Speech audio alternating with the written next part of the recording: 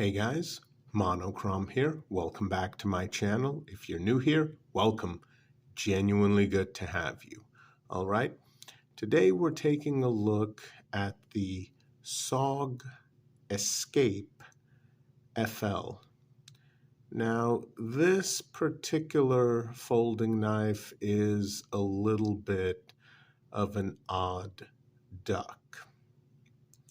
Let's just get right into it. All stainless steel construction with a black skeletonized low ride clip with the SOG logo. Don't worry, if you forget who made your knife, well, there you go, SOG again. And that is actually cut into the stainless steel, as well as these. That helps with grip. The clip is 2-position only, but again, very low ride. Despite the fact that this looks like it would stand out when clipped to the top of a pants pocket, yes, it would. Unless you were wearing black pants, in which case this clip and knife completely disappear. Completely. There's not one trace of grayish stainless steel exposed when it's clipped to the top of a pants pocket. So that's great. The problem is the clip is one of the sharpest I have ever encountered. And keep in mind, I have a massive knife collection going back about 20 years. So yeah, that's a heck of a statement. So the skeletonized clip, which is skeletonized with the SOG logo on it, is both a plus and a minus. All right. On this side, you can see it's a frame lock, but unfortunately, it has absolutely no over travel disc or any other over travel feature. So that instantly identifies it as a budget knife, which is a good thing. So, how's the opening? Well, you can see this thin, elongated hole right here. So you guys are probably thinking, oh, okay, so it's got to have either a flipper or it's got to be assisted opening. Maybe both. No, neither. Yes. There is no flipper. No flipper on this open pillar design. No flipper mechanism. And it's not assisted opening. So yeah, this is not really something meant to be flicked open very quickly. You put your tip of your thumb here and ride it open. And once you do, well, there's some more to let you know which company made your knife. Nice Warrenclyffe style blade, absolutely straight, no curve, and I get it. Some people prefer that. If you do, okay, there you go. Yep. Hollow grind. Now the blade itself is 3.5 inches long. And as usual, guys, I will have specs in the description box below. be sure to check that out when the video is over.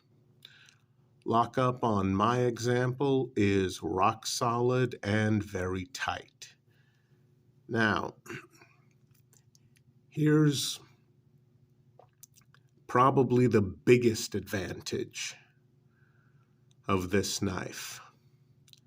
Stainless steel frame lock. Look at how thick that is. Look at how thick that is. And look at how far in it engages. Oh yeah, this is basically a fixed blade now in the open position. Basically. I've only seen one other knife, one other frame lock model where the bar was that thick and engaged that far in. It was a custom made by a scumbag whose name I will not mention. And yeah, he tricked me into buying it.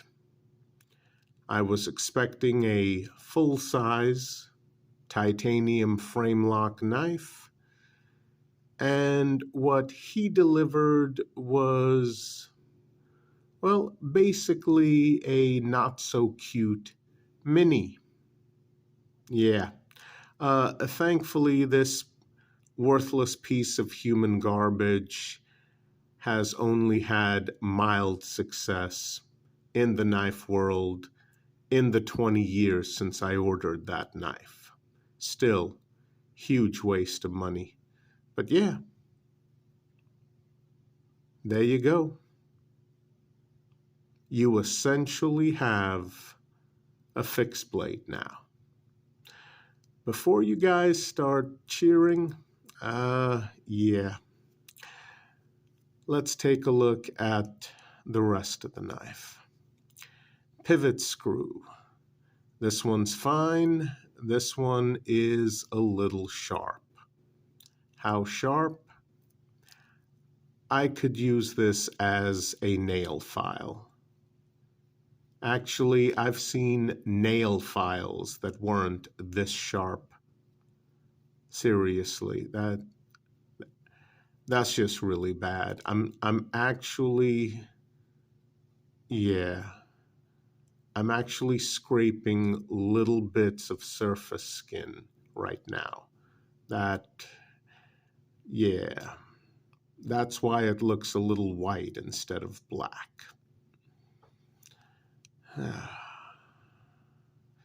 But it's not a big deal. And I know for a lot of you, this elongated opening hole won't be a big deal either. You're probably thinking, well, okay, it's not really fast deployment. I really don't plan on using it for self-defense, but yeah, that blade shape, the fact that it's a budget frame lock with one hell of a thick locking bar. Yeah, this could be a good work knife, and it could. It is, however, on the heavy side, which kind of makes sense, since even though the handle scales are rounded and contoured, very heavy. Honestly, I was surprised when I found out that the weight is 3.2 ounces. Why was I surprised? Because when this thing is in your hand, it feels heavier. I honestly thought that this thing was a 5, maybe 5.5 ounce knife. I really did. I mean, when I first found out, oh, 3.2 ounces? That can't be right.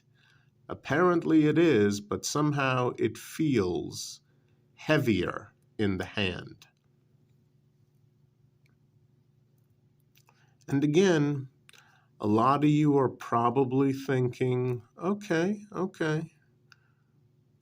but this could still make for a good EDC knife, especially a good EDC work knife. And I wanted to recommend it. I did. But here's the problem. Every time I used it, I got reminded of its absolutely biggest flaw. That pocket clip. Now, I'm not talking about the fact that it's skeletonized. I'm not talking about the fact that SOG has its logo on it. I'm not talking about the fact that the only way this thing is low profile is to wear black pants carrying the knife clipped to the top of your pants pocket. No, the problem is this clip is so sharp that every time you grip it, and I'm not just talking about bearing down on it. No, even when you barely hold onto it to use it and keep it from falling out of your hand, massive hot spot. One of the worst I have ever experienced out of all of the knives I have ever owned, including some significantly cheaper budget knives. And I'm telling you, that clip,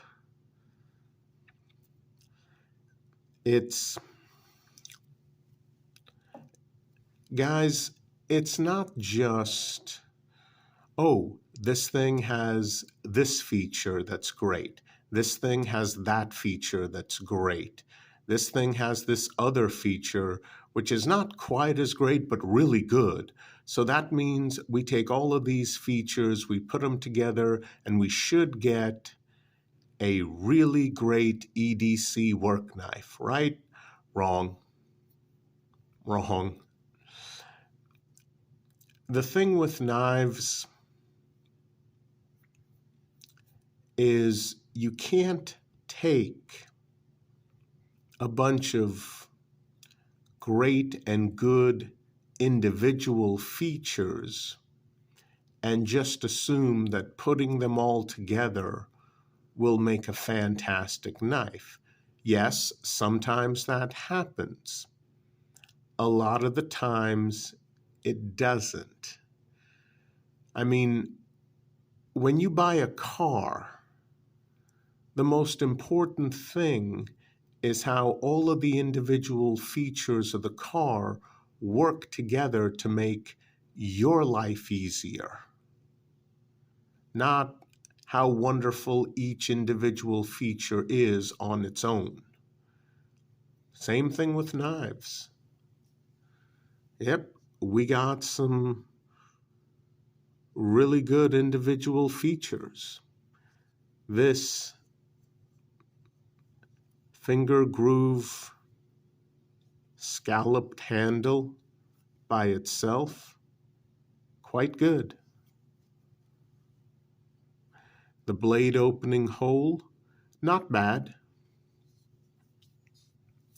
The blade shape, yep, you're going to have some people who love it. That absolutely fantastic, ridiculously tough frame lock. Oh, heck yeah. Oh, heck yeah. That is a thing of beauty right there. In the open position, you've basically got a fixed blade in your hand. You really do. And a clip. The thing is, yeah, you could take the clip off, but then how are you carrying this? You have to go out, you have to get a heavy-duty, rugged sheath or nylon pouch or leather pouch, because, again, 3.2 ounces and it feels heavier. I mean, even barely applying a small amount of pressure, trying to get a good solid grip. Every time you go to use this knife, massive hot spot. Absolutely massive. Is it worth it? Sorry, guys. I don't think it is. This is a knife I wanted to like. This is a knife with a couple of fantastic features, especially that lock mechanism. Ooh, thing of beauty. But at the end of the day, you could have a knife that's great to carry with you, or not bad to carry with you, but when you need to reach for it, use it, and grip it, and it's just a massive hot spot, honestly, if it wasn't for the fact that I was carrying this for several weeks for review purposes on my channel, I probably would have carried it for about a week and then put it away and started carrying something else, because every time you go to use it, there's that massively awful hot spot. So I'm going to give this one, and this is not easy for me, but I'm going to give this one an avoid. Sorry, guys. Well, I hope you at least enjoyed the review. I'll see you guys soon. Please continue to stay safe out there. It's still horribly dangerous. Take care.